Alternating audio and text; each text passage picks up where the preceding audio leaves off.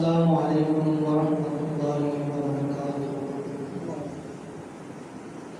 الحمد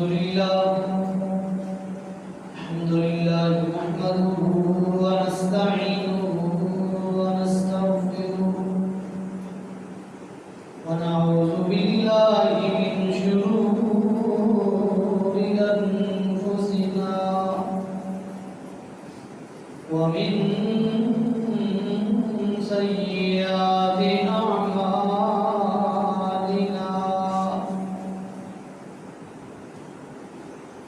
من يهده الله فلا مضل له ومن يضلل فلا هادي له وأشهد أن لا إله إلا الله وحده لا شريك له وأشهد أن محمدا عبده ورسوله. اللهم صل على محمد وعلى آل محمد كما صليت على إبراهيم وعلى آل إبراهيم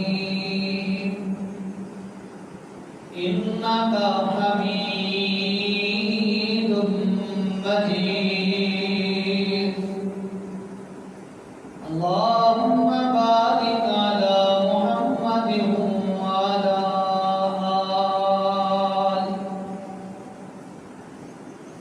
وعلى آل محمد كما باركت على إبراهيم وعلى آل إبراهيم إنك حميد مجيد. المبعوث إلى الأسود والأحمر لتتميم مكارم الأخلاق لا يخلق نبي ولا رسول بعده ولا أمة بعد أمتي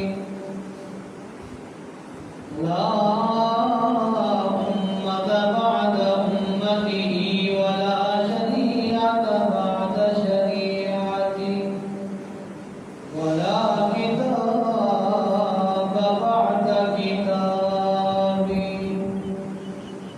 أما بعد فأعوذ بالله من الشيطان الرجيم. بسم الله الرحمن الرحيم.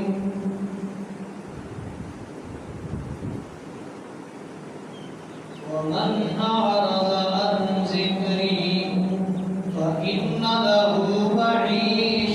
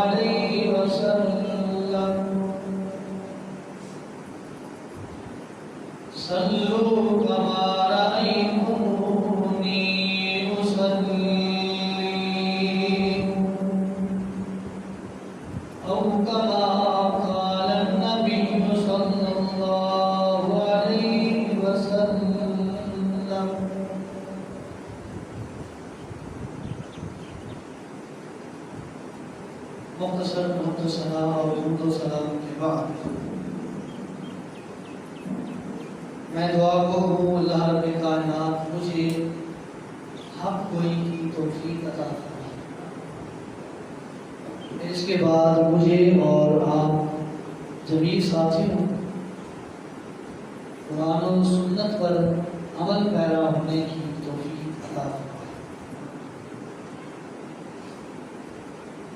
گزشتہ جمعہ نماز کے حوالہ سے ایک مسئلے کی وضاحت کی تھی۔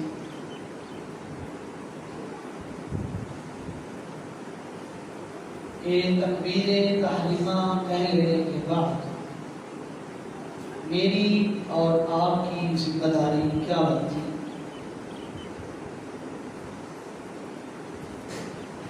آیا ہم نے تکبیر تحریمہ کہہ لینے کے بعد اپنے ہاتھوں کو چھوڑ دینا ہے یا باندھنا ہے؟ باندھنا ہے تو کہاں باندھنا ہے؟ الحمدللہ اس مسئلے کی وضاحت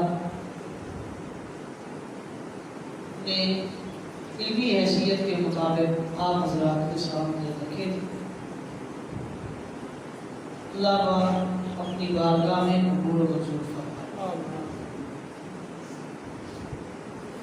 آج کے اس خطبہ جمعہ میں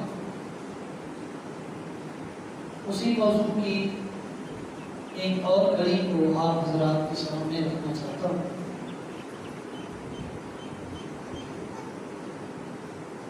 اور وہ ایک سوال ہے، ایک سوال نامہ ہے، یا یوں سمجھتے ہیں ایک آبجیکشن اور ایک اعتراض ہے۔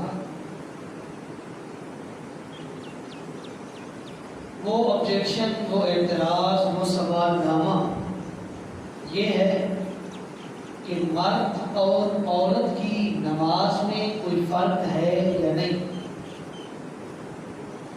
مرد اور عورت کی نماز کی کیفیت، حیت، شکل و صورت اور اعمال میں کوئی فرق، کوئی تفرقہ ہے یا سملیرٹی میں ایک جیسی؟ آپ نے بعض لوگوں سے آوازیں سنی ہوگی کہ مرد اور عورت کی نماز میں فرق، حالانکہ شریعت اسلامی نے مرد اور عورت کی نماز کے طریقے میں فرق بیان نہیں کیا۔ اگر فرق بیان کیا ہوتا تو رحمت کائنات جناب محمد رسول اللہ صلی اللہ علیہ وسلم یہ مت فرماتے کہ صلو کما رأیتمونی اصلی، نماز اس طریقے پر پڑھو جس طرح مجھے نماز پڑھتے ہوئے۔ اگر فرق ہوتا تو یہ الفاظ کبھی بھی امام الانبیاء جناب محمد رسول اللہ صلی اللہ علیہ وسلم کی زبان مبارک سے نہ نکلتے۔ اور کیوں نہ نکلتے؟ اللہ فرماتے ہیں کہ میرا نبی اس وقت تک اپنی زبان کو، اپنے لب مبارک کو حرکت ہی نہیں دیتا جب تک میری طرف سے وحی نہ ہو۔ آپ جب بھی کلام کرتے، گفتگو کرتے، گفت و شنید کرتے، محفل میں، مجلس میں بات چیت کرتے، وہ ساری اللہ رب کائنات کی طرف سے شریعت کی شکل میں وحی ہوا کرتی۔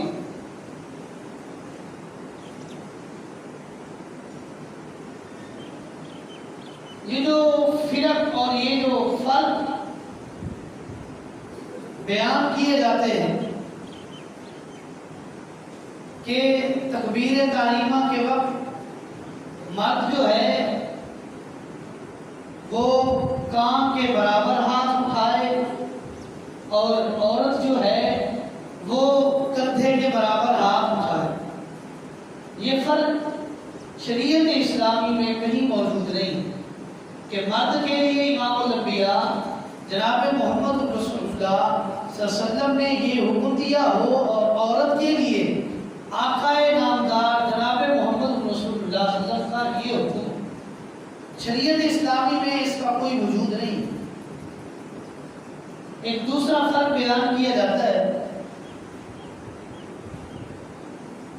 اور وہ فرق حالانکہ نہیں ہے لیکن وہاں پر ڈنڈی ماری گئی ہے کہ عورت جو ہے تکبیر تحریمہ کے بعد سینے پر ہاتھ باندھے اور مرد جو ہے وہ زیر ناف ہاتھ باندھے۔ یہ فرق شریعت اسلامی میں موجود نہیں۔ جب نماز ہے تو ہے ایک جیسی، پڑھنے والی شخصیت محمد رسول اللہ ہے صلی اللہ علیہ وسلم۔ آپ نے کہیں یہ فرمایا ہے کہ آج جو نماز پڑھائی ہے نعوذ باللہ یہ مردوں کے لیے ہے، یہ جو کل پڑھاؤں گا یہ طریقہ عورتوں کے لیے ہے، کہیں ملتا ہے؟ ذخیرہ احادیث میں یہ بات کہیں نہیں ملتی۔ یہ بات کی بنائی گئی اور ڈھالی گئی اور یہ ایجاد کی گئی، شریعت میں شامل کیا گیا، یہ ایک نقص اور عیب ہے۔ حالانکہ شریعت میں جو حکم صادر ہوا ہے وہ چاہے مرد ہے چاہے عورت ہے، ہاتھ سینے پر باندھنے ہیں۔ اب اگر ان کی افتراء کی طرف جائیں کہ یہ جو آپ نے فرق بیان کیا ہے کہ عورت سینے پر ہاتھ باندھے، مرد زیر ناف ہاتھ باندھے، اس کی لاجک اور ریزن کیا ہے؟ تو اٹھائیے فقہاء کی کتابیں، آپ کو اس کی لاجک اور اس کی بیسک جو ریزن ہے وہ مل جائے گا۔ اور کتنی ہی فضول اور گھٹیا لاجک انہوں نے بیان کی جس کا تصور ذہن میں لانا میں تو قباحت سمجھتا ہوں۔ اور اس کی لاجک انہوں نے بیان کی کہ عورت جو ہے اس کی جو حساسیت ہے وہ سینے میں ہوتی ہے، اور مرد کے لیے جو ہے شہوت والی وہ زیر ناف ہوتی ہے۔ اس لیے شہوت کو روکنے کے لیے عورتیں سینے پر ہاتھ باندھیں، مرد زیر ناف باندھیں۔ ماشاءاللہ کیا افتراق بیان کیا ہے۔ جب شریعت کا کھلواڑ کرنے لگیں گے تو ایسے ایسے نمونے پیدا ہوں گے اور ایسی ایسی لاجک بیان کریں گے۔ ایک دین اللہ نے جو شریعت امام الانبیاء پر نازل کی ہے اس کو اسی طرح مانیں، عمل کریں، ان لاجک کے پیچھے نہ پڑیں تو یہ نمونے ملیں گے نہیں۔ جب ہم ان لوگوں کی کھوج میں پڑھتے ہیں کہ اس نے کیا کہا، فلاں نے کیا کہا، فلاں بزرگ اس کے بارے میں کیا کہتا ہے، فلاں پیر زادہ کیا کہتا ہے، فلاں صاحب زادہ کیا کہتا ہے، فلاں فقیر کیا کہتا ہے، جب ان کے پیچھے پڑیں گے تو یہ نمونے ملیں گے۔ اب آپ کی مرضی ہے ان نمونوں کی پیروی کریں یا آپ کی مرضی ہے اتباع محمد مصطفیٰ کریں صلی اللہ علیہ وسلم۔ شریعت میں اس قسم کا کوئی کنسیپٹ نہیں ہے کہ ہاتھ باندھنے کی جو لاجک انہوں نے بیان کی ہے محمد رسول اللہ صلی اللہ علیہ وسلم نے معاذ اللہ یہی بیان کی، نہیں۔ شریعت میں اس قسم کا کوئی کنسیپٹ نہیں۔ اس سے آگے چلے، باری آتی ہے سجدے کی، جی مرد جو ہیں وہ ان کی بغلیں اور یہ بازو کا یہ حصہ یہ بالکل ملا ہو اور کلوز ہو کر سجدہ کریں، اور عورتیں جو ہیں یہ بالکل زمین کے ساتھ مل جائیں۔ شریعت میں کوئی کنسیپٹ نہیں۔ رسول اللہ صلی اللہ علیہ وسلم نے جو نماز پڑھائی اس میں اس طریقے کا کوئی حصہ یا کوئی جزء موجود نہیں ہے۔ نبی علیہ السلام نے جو سجدہ فرمایا، صحابہ کرام نے جو رسول اللہ صلی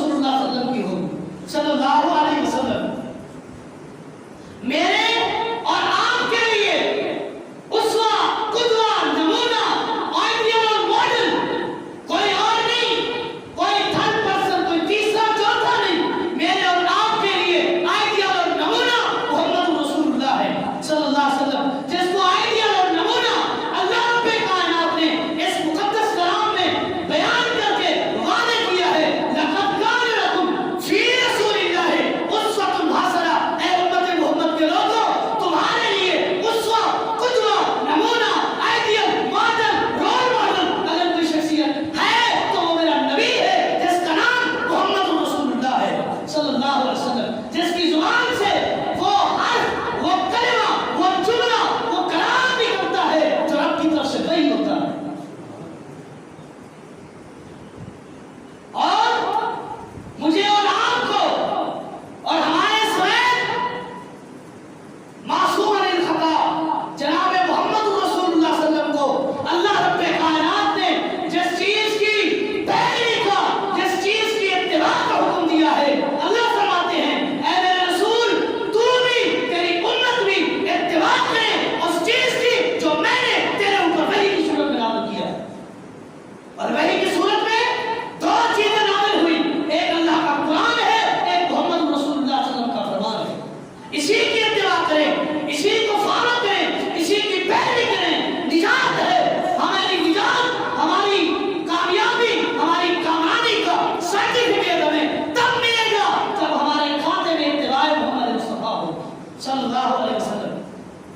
یہ فرق، یہ آبجیکشن اور یہ ایجادات، یہ احداث، یہ بدعات دین سے باہر نکال کر خالص شریعت پر عمل کریں، اور خالص شریعت آج بھی موجود ہے اللہ کے قرآن کی صورت میں، محمد رسول اللہ صلی اللہ علیہ وسلم کی سیرت اور احادیث کی صورت میں۔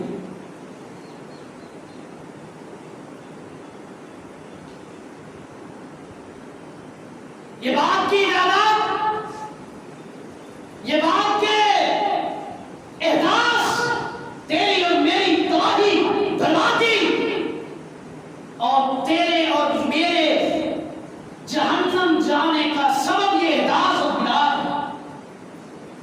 آج انہیں ہم کوئی حیثیت ہی نہیں دیتے، جی کر لیا تو کیا ہو گیا، ہمارے بڑوں نے کی، فلاں نے کی، فلاں نے کی، اگر وہ غلطی پر تھا، اس سے آگے غلطی پر تھے، آپ کو پتہ چل گیا، آپ کو علم ہو گیا، آپ کو بتا دیا گیا، آپ کے سامنے مسئلہ رکھ دیا گیا، پھر بھی آپ نے دین پر کا اظہار کرتے ہوئے اس حدیث پر عمل نہیں کیا، اپنی شامت اور اپنی خیر بنائیے، کب قیامت کے دن جب پوچھا جائے گا نہیں بتانا کیا، نہیں تیرے علم میں آیا تھا، نہیں تجھے بتانے والے نے بتایا تھا، جی بتایا تھا، عمل کیوں نہیں کیا؟ اس لیے کہ میں فلاں امام کا مقلد تھا، میں فلاں کا مقلد تھا، میں فلاں کا مقلد تھا، میں نے فلاں کی تقلید کا ہار اور پٹا اپنے گلے میں ڈالے ہوا تھا، اس لیے میں نے حدیث کو چھوڑا اور آنکھیں بند کر کے، آنکھیں مید کر کے اپنے ائمہ کی تقلید کی، آج اسی تقلید نے مجھے اور تجھے جہنم کے کنارے میں کھڑا کر دیا۔ ہاں، نماز مرد اور عورت کی، اس میں فرق جو ہے وہ رسول اللہ صلی اللہ علیہ وسلم نے بیان کیے جو شریعت میں موجود ہے، اور وہ فرق طریقے میں کوئی نہیں، یہ جو طریقے کے فرق بیان کیے جاتے ہیں یہ فرق رسول اللہ صلی اللہ علیہ وسلم نے بیان نہیں کیے، وہ فرق اور نوعیت کے اور کنڈیشن کے ہیں۔ سب سے پہلے رسول اللہ صلی اللہ علیہ وسلم کا فرمان ہے کہ کوئی عورت بغیر سر ڈھانپے نماز نہ پڑھے، لا يقبل اللہ صلاۃ الا بحائض، لا يقبل اللہ صلاۃ بحائض الا بخمار، حائضہ بالغ عورت اس کی نماز اس وقت تک قبول نہیں جب تک سر پر دوپٹہ نہ لے۔ یہ فرق مرد اور عورت کی نماز کا رسول اللہ صلی اللہ علیہ وسلم کی شریعت میں موجود ہے۔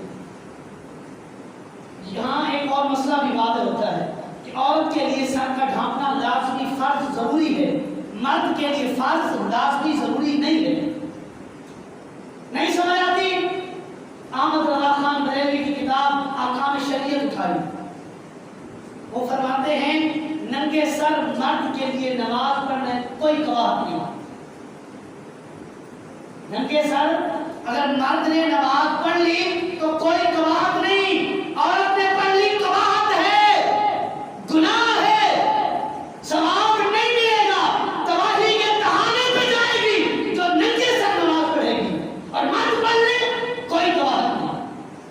یہ کباہت کا لفظ یہ کباہت نہیں، امام احمد رضا بریلوی نے بیان کیا ہے، اور یہ کباہت اور اس لفظ کو انہوں نے اخذ کیا محمد رسول اللہ کی سنت سے کہ آپ علیہ السلام نے کئی بار ننگے سر نماز پڑھا لی، صحابہ نے پڑھی ہے، صحابہ نے پڑھائی ہے، اس لیے تو انہوں نے کباہت کے لفظ استعمال کیے، کوئی کباہت نہیں، پڑھ سکتے، لیکن عورت کے لیے کباہت ہے، گناہ ہے اگر ننگے سر نماز پڑھ لی۔ یہ فرق شریعت نے بیان کیا۔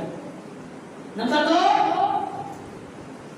صفے بنائیں، اگر مرد اور عورت جیسے اب آئے اسلام کے دور میں، جب مدینہ طیبہ میں رسول اللہ صلی اللہ علیہ وسلم ہجرت کر کے آئے تو عورتیں بھی مسجد نبوی میں نماز پڑھا کرتی تھی۔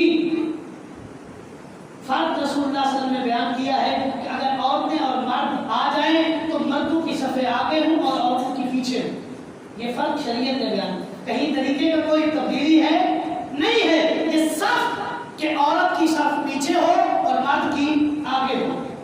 تیسرا فرق جو شریعت نے بیان کیا ہے اور وہ یہ ہے کہ مرد صف کے پیچھے اکیلا کھڑا ہو کر نماز نہیں پڑھ سکتا، اس کو چاہیے کہ وہ 2 ہو کر کھڑے ہوں تاکہ وہ صف بن جائے۔